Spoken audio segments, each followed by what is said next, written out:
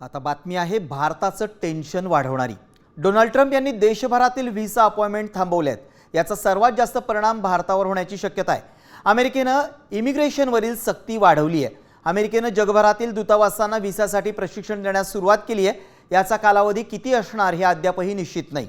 तर आतापर्यंत ज्या अर्जदारांनी व्हिसासाठी अप्लाय केलं होतं त्यांनाही ईमेल करून मुलाखती थांबवण्यात आल्याचं सांगितलंय। दरम्यान अमेरिकेने व्हिसा का थांबवलेत पाहूयात ग्राफिक्सच्या माध्यमातून।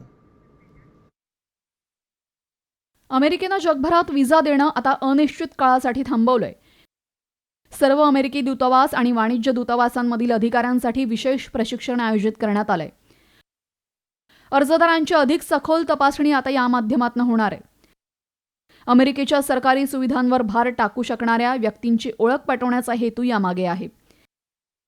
देशांतर्गत सुरक्षा वाढवण्यासह इमिग्रेशन धोरण अधिक कठोर करणार आहे। अमेरिकेच्या या निर्णयाचा भारतावर कसा परिणाम होणार आहे ते देखील आपण पाहूया।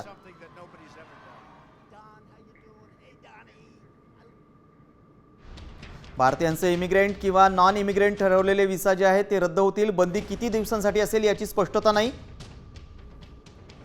भारतीय विद्यार्थी, व्यावसायिकांना आणि प्रवाशांना दीर्घ प्रतीक्षा करावी लागेल।